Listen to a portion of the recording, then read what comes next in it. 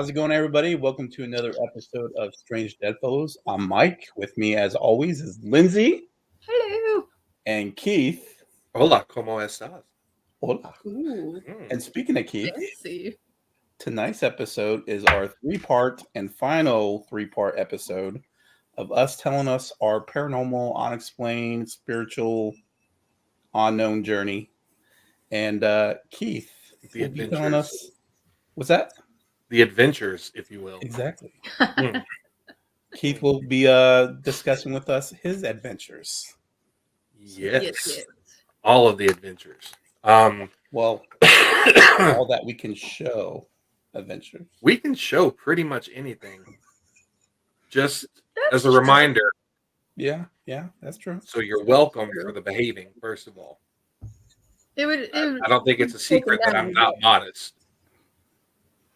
That's true. My body is my humor, you know?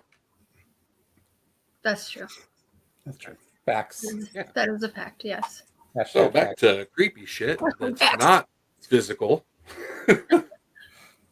No, now I know you guys both did yours. I didn't get to be a part of yours, Linz, unfortunately. Oh yeah. I was out for that one, but really enjoyed Mike's, and now I get to be the last one, so I get to kind of let you guys take it first. You know what I mean? I get to pull in with the what didn't go well, what did go well. I don't have to be the first one to jump in, so I'm excited.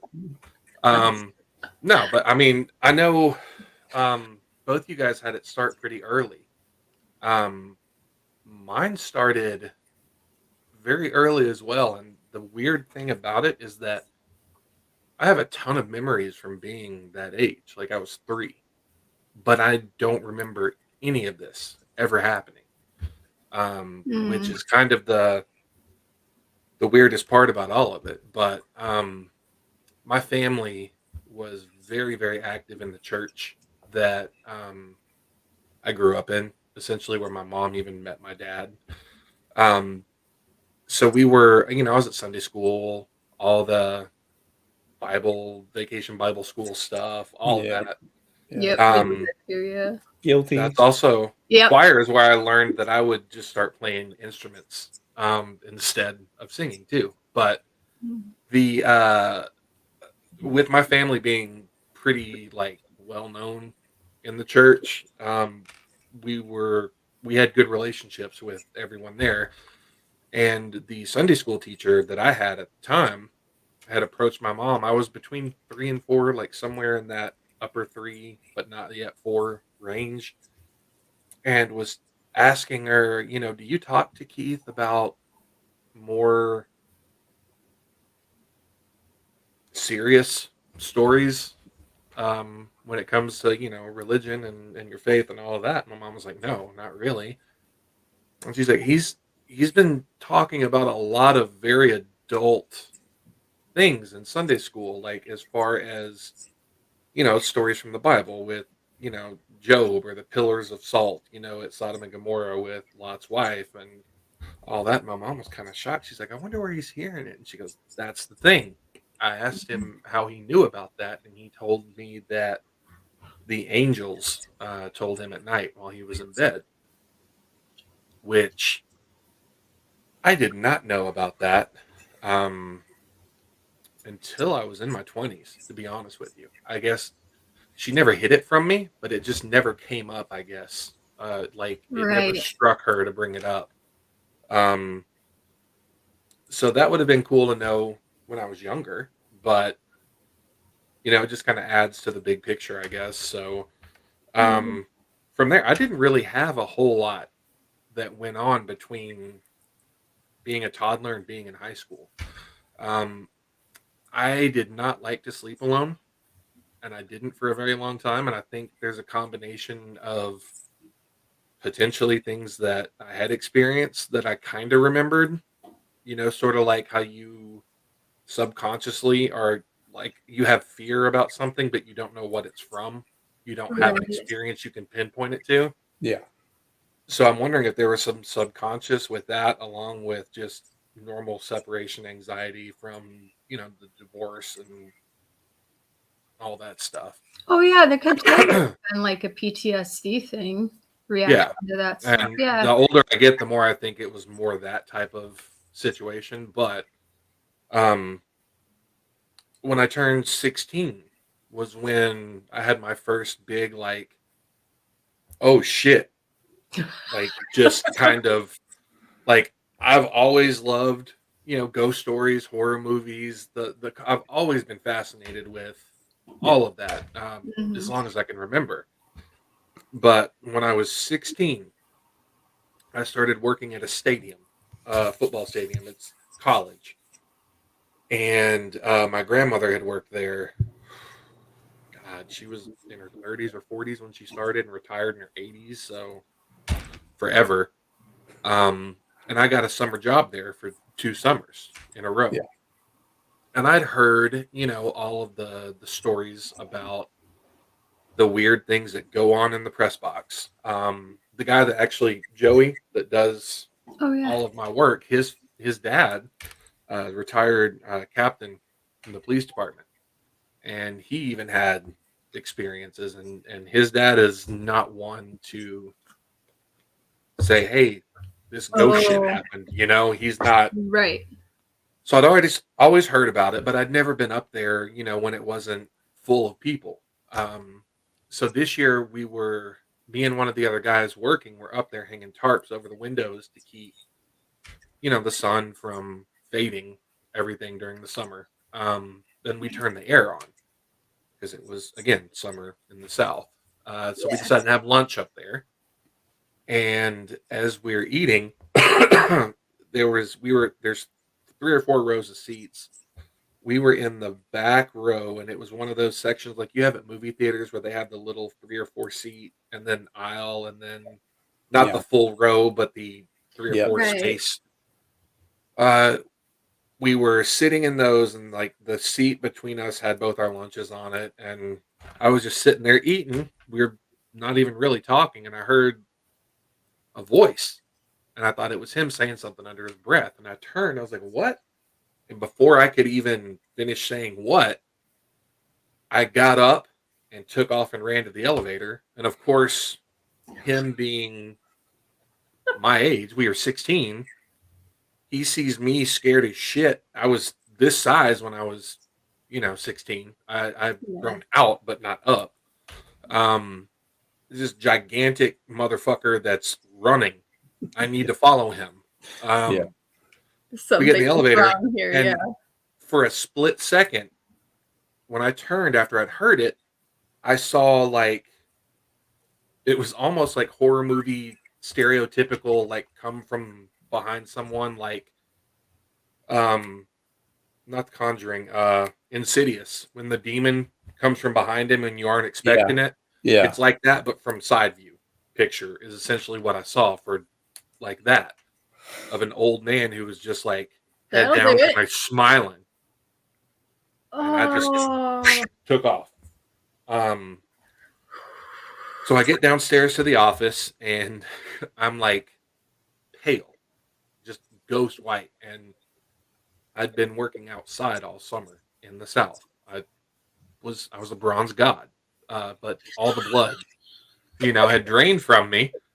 And I was telling my grandmother, I'm like, I saw there's a fucking, and she's like, you saw him, didn't you? You finally saw him. And they start laughing, and the whole office staff comes into my grandmother's office, and the stadium manager showing me these pictures, like, does this look like the guy you saw? Does this look like the guy you saw? And he finally shows me one, and like my jaw drops. I'm like, that is him.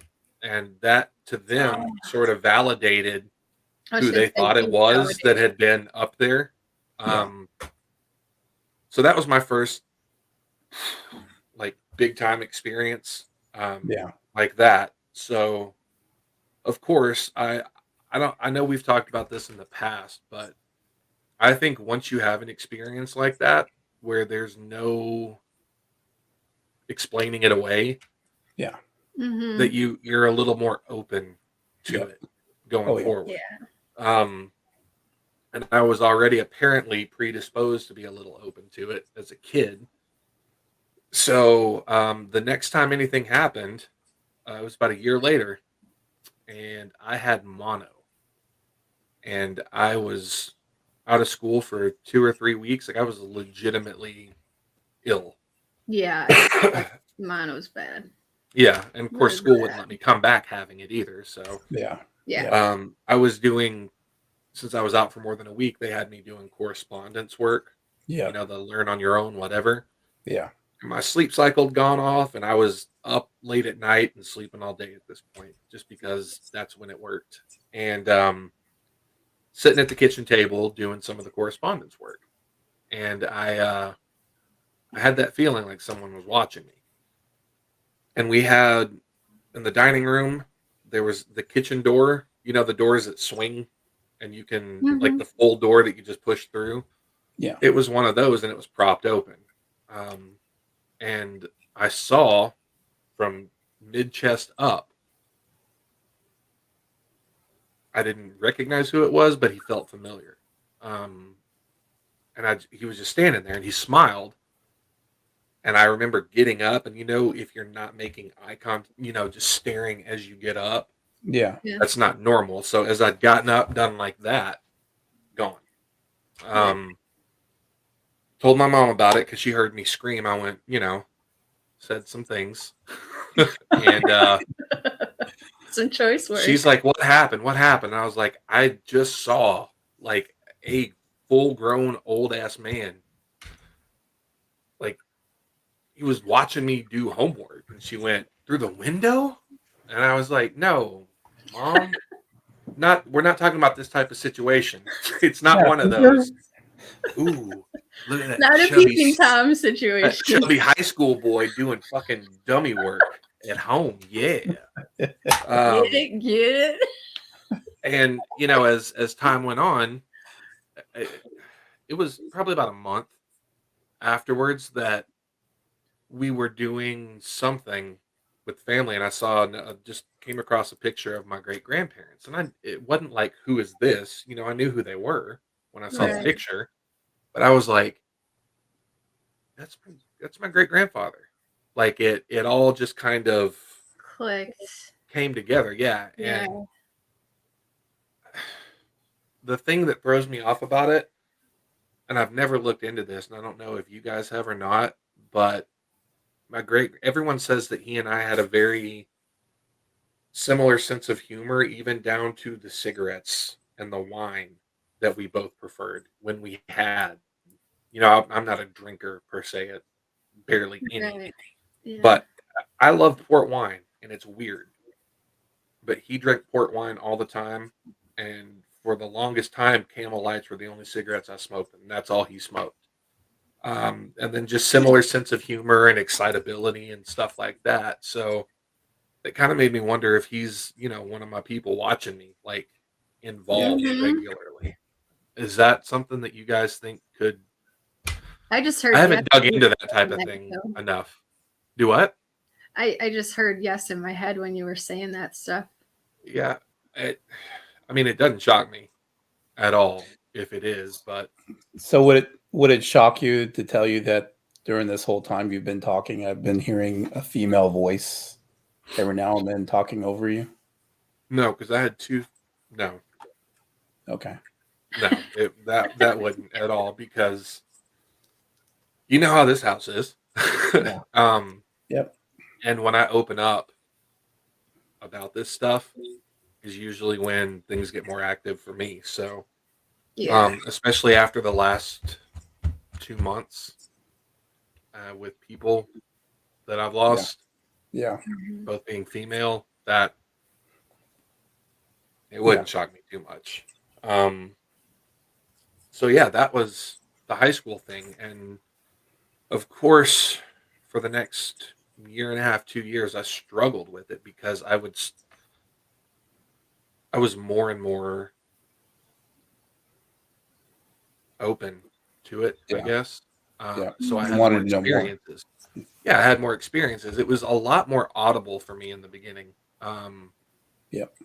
Now a lot of it is the visual and audio that we hear off and on, like normal stuff. But now it's more of like I have a memory that's not mine, and type of feel. It's all up here for the most part, with occasional physical. It's like the cover of the book. We all see that, and then I kind of get the forward as a memory that's not mine. Kind of the best way to put it. Yeah. And that's how I experience most of the stuff now. But I went to a therapist, which was a bad move. He wanted to treat me for schizophrenia, and told my mom I wasn't going back and why. And that was the first time I think she and I really had a real conversation about the stuff that I experience regularly, as opposed to those one-off situations. Yeah.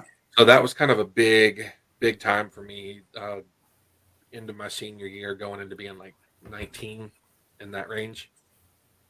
And then life kind of handed me a gift, in a sense. I don't know if I've ever talked to you guys about the manager I had when I worked at a very popular bookstore.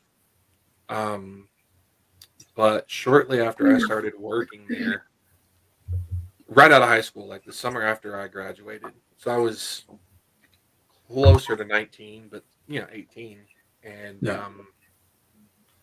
once I kind of they got a feel for me and I got a feel for them, not like best friends yet, but we know who this dude is now. Yeah. Right. She came up to me and said, why do you fight it? And I was like, well, Carol, you're in your 50s and I'm 18. That's a little much, And she goes, no, you idiot. Not that. Like, why are you? Thank you, Mike. It took a while to land, but it fucking landed. Like, why are you fighting it? Well, Carol, you're 18 and I'm 50. That's why. That's a big gap. Jesus, that was not a hard joke either. That's what hurts me the most. Well, I'm paying attention to your shit, and I know. you told me about different bosses you've had, so I'm trying to remember who the hell. Yeah, and I was intent, and I'm like, oh. I saw when it hit you, and I was like, God, thank God. Maybe someone that watches this will pick it up. One of the 4 people that see it. But yeah, she kind of brought that up to me, and she's like, if you just accept it, it'll get easier. And she patted me on the back, and it took me a little bit. 9/11 was when I realized what she meant, because I opened with her that day, and I was in the cafe, and at the time we were the only Starbucks in the area.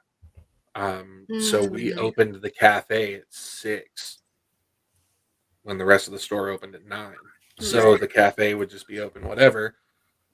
So it's about 7 a.m. The first rush had come through, and she comes up to me and she's like, something's off. Something is so wrong. And she started like crying. She's like, I can't figure out what's wrong. It's just off. An hour later. So that was kind of my, those pieces fit together now, why she said that. Because I didn't think twice about it when she walked away. Because I thought she was talking about something with work or whatever. And that was kind of my moment of, she's legit and she knows what's going on. So that energetically feeling. Yeah. So she and I, we had a handful of talks, and I've even reached out to her within the past 5 years, just to kind of get something. But anyway, after that, I did my move to LA for a little bit and came back, and I was 100% starting my life over. And that was when I met my best friend. He had literally gone through the same thing, different circumstances, but the same thing. Moved to New Mexico for a girl. Came back 2 months before I came back. So we were both in kind of the same place, and it was kind of mutual friend was like, you guys need to meet because you're the same.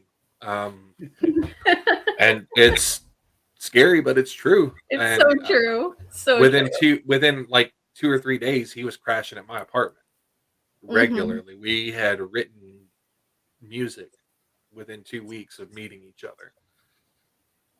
We hadn't really talked too much about this type of stuff yet. It was more we had that musical connection and the life experience connection, and it happened so fast we didn't have time to go into this side of things until one night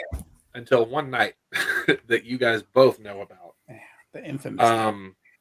And I know I've told you guys this before, but for everyone watching, I had my bed against the wall, and I was, if I was going this way, Austin was on my floor on like a makeshift bed at the foot of my bed going this way. So it was like a capital T, but flipped pretty much. Yeah. And somewhere, God, it was so long ago, but I don't remember all the details. I think he remembered more of the how, what, when than I did. I just remember more about the experience, but it was somewhere between 1:30 and 3:30 in the morning. Mm-hmm. And I just remember sitting up and looking to my left, and in the corner was this blacker than black shadow that was floor to ceiling.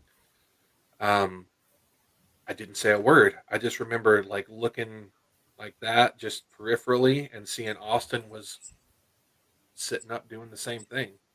Yeah. I honestly don't remember that he might remember it differently. I don't think we said a word to each other. We just sat there. Like, it was paralyzing fear. Yeah. Like, I didn't feel like I was being restrained, but I couldn't say or do anything. It wasn't like, oh God, I can't move. It's just that I wasn't, and didn't feel the need to for some reason. I don't know. Shortly after that, I remember kind of realizing the sun had started to come up, and we both just laid back down and went to sleep. And I don't think we even talked about it for a few weeks. It was intense, man. And I think when we finally did, it was very brief, and it probably took 15 years for us to bring it up again, to be honest with you. But that opened the door for he and I to kind of explore experiences we'd had in the past, and we started investigating at that point. We started off with an actual cassette recorder and like a 2 megapixel digital camera. And Austin has since lost all the tapes through, life and we were 20 and 21, and we're 39 and 40 now. So. Right. Yeah. But when that happened, we kind of started to explore that more, and we had a ton of experiences, one of which you guys have seen the picture of, and I'm sure we can, but that was, we took our drummer and other guitarists out with us one night just so they could experience, kind of how we do things and see it. Yeah. And Brandon, the guitarist, and Austin went into the cemetery, and Jake and I, the drummer, stayed outside the gates. And I was like, man, just take the fucking camera, start taking pictures. Like, just, that's what you do. And then we look through them and see if we see anything. And it was summer. It was a very clear night. I am a smoker, but I was not smoking when we were there. I never really smoked in a cemetery. That just seemed kind of like not as respectful as it should be. Yeah. It's like I'm already coming in here being like, hey, anybody in there? Yeah. I don't need to be smoking and shit too. So I wasn't doing that. And first picture he takes, he goes, hands me the camera, gets back in my Explorer, and just closes the door and sits there. And I'm like, what in the fuck? So I look at the camera and I see this picture, and I'm just like, I sat there for a minute, and I looked back at him, and his head was down. He was just going, he's like, nope. So I started hollering. I was like, Austin, come back. come back. You We know, need to talk about this. yeah. We need to have a conversation. As time went on, you could see what's in the picture, and it's just to think about the time that cemetery was being used, that time frame, like late 1700s to early 1900s, so about a 120-year gap. What you think you see in that picture, that it's in the South, like. So that was the first big, like, physical evidence that I ever got. Right. You know, and once Brandon got a taste of it, he was into it. So I took him and another friend of ours back to the press box one night where I had my experience at 16. And we caught one EVP.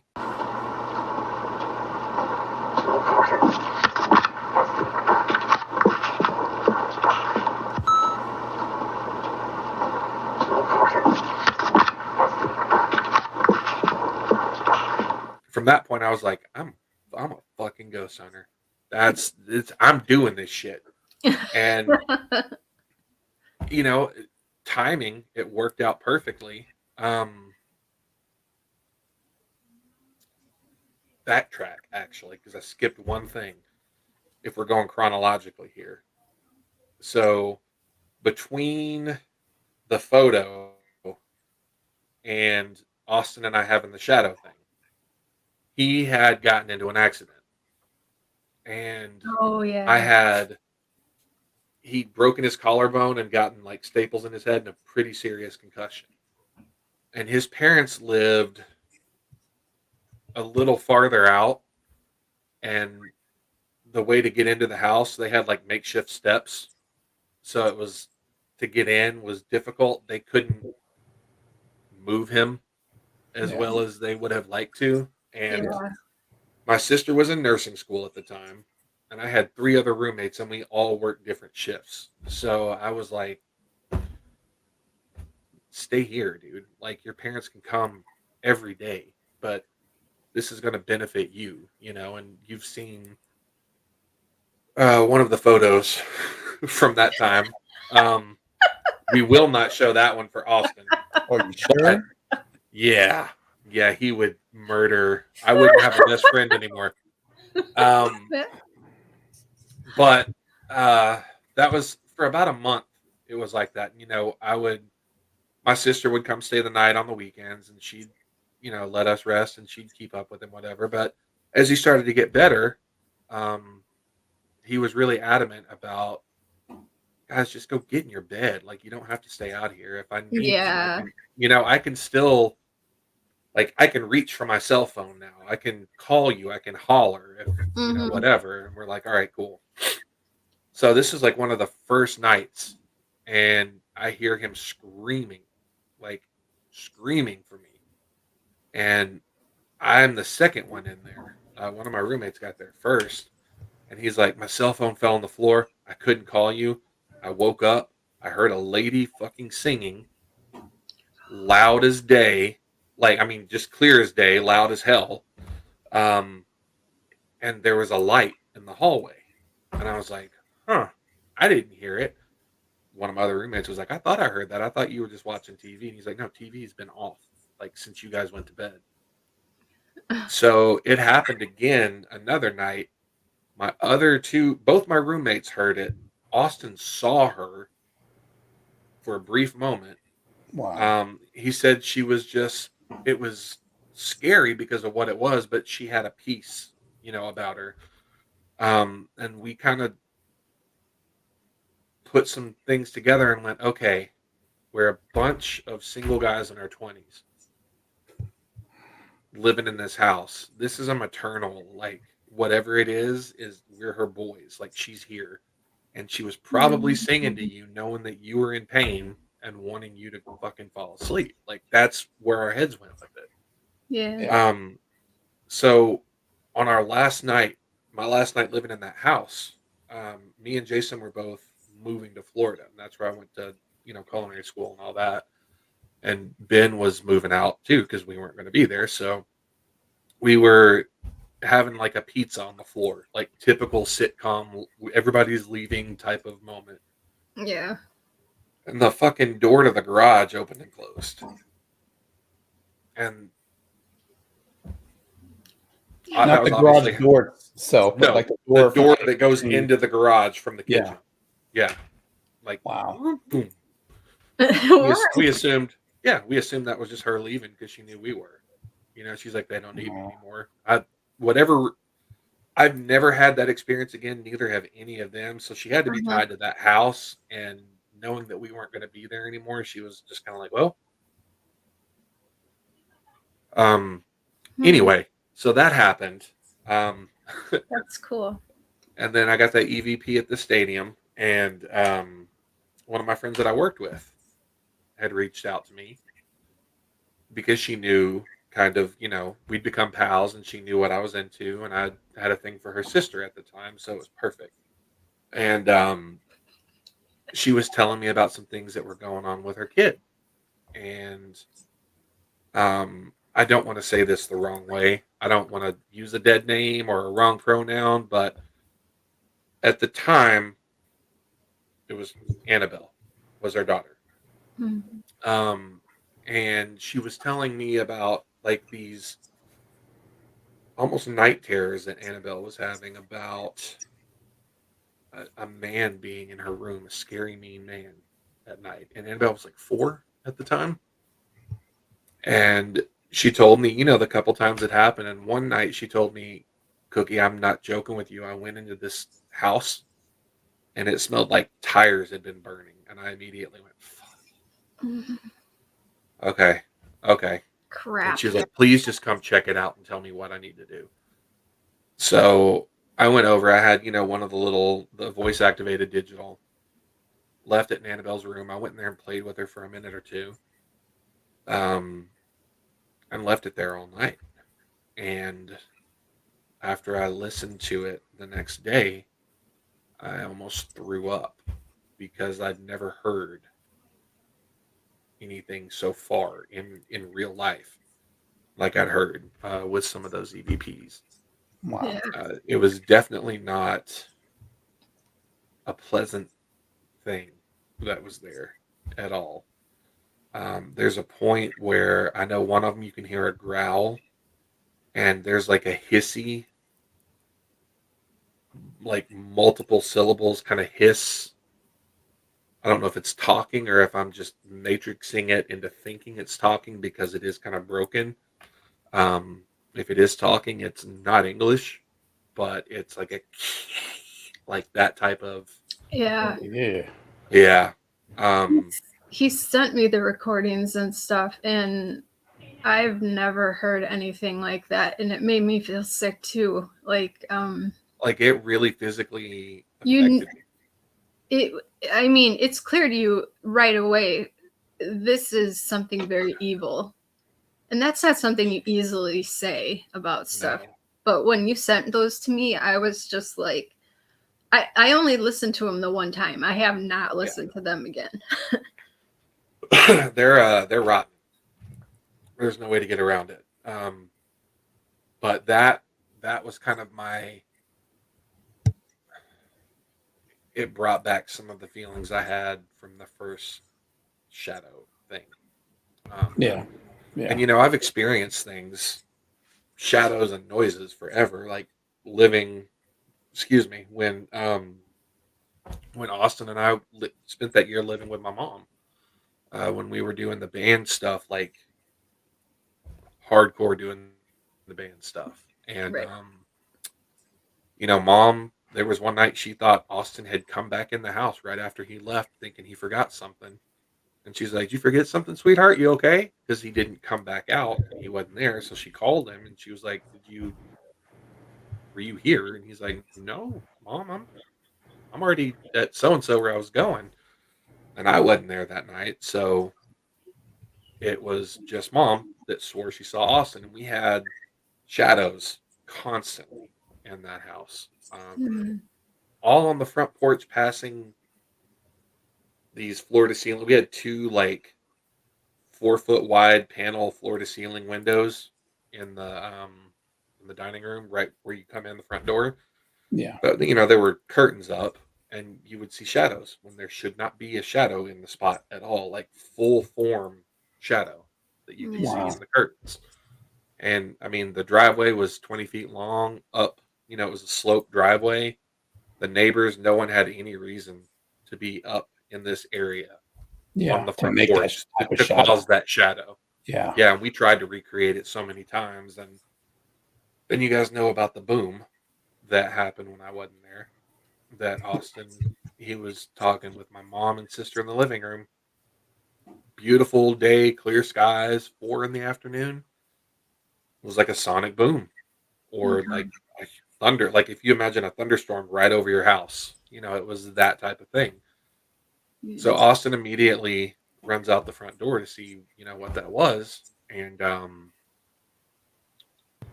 couldn't figure it out. And mom, she followed afterwards because she was doing the whole maternal, Austin, get back in here. Are you stupid? And she saw our neighbor, and he's like, what's going on? And mom had asked him, like, did you not just hear that crazy, like, boom? It sounded like a bomb went off. And Fred had been outside. Like, there's a little bit of yard between our carport and where his house started. And he'd been working on the side of the house right there, just like, not power tools working, just like gardening stuff. Yeah. He's like, I haven't heard a thing. I've been out here for an hour and a half. Was it inside the house? So, and that's just up through me being like 22, 23. So, there's a lot that anytime I tried to pull away, I'd always get dragged back in somehow. And, I met you guys recently. My ex-wife was... You guys, I'm sorry, but are you guys hearing that, and like what's happening? Like talking? Yeah. Yes, that's what I've been saying. Every time that I kept looking back and forth at you guys because it almost sounds like a radio station is like... Yeah. And Or you're like hearing voices. Yeah, that's what I've been hearing the whole time he's been talking. I know. Well, that's why I kept looking back and forth at you guys, and none of you were doing anything. So I'm like, okay, I guess I don't know. I don't think I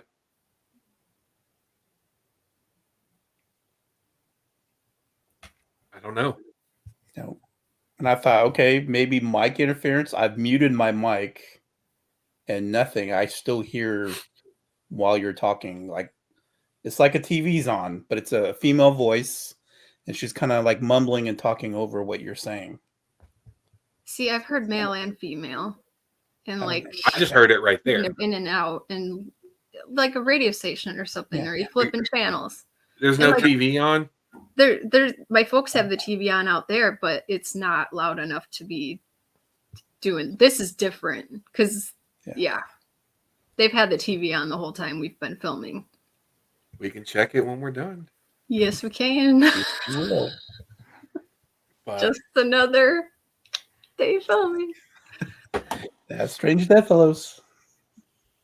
That'll be interesting to listen to. If it's coming from here, that really it definitely makes sense with what I've been saying with talking about it. So yeah, like I first started hearing it as soon as you were saying how was it the pastor basically was telling your parents that hey, he whatever, and that's when I started hearing it. He's a crazy boy. Yeah. Yeah, I couldn't shut up anymore because I'm like that. It's been fairly loud and going on for a while, and I'm like, I can't just not say anything anymore. So all of that kind of led me to the friendships I have here. After my divorce, I sort of walked back through that door again.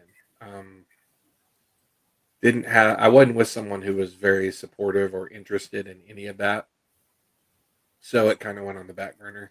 I understand that. Yeah. And about 8 months after my divorce was when I met you, Linz. And then shortly after that, association mic, even though I was on a show with you before Lindsay was one time, but that's fine.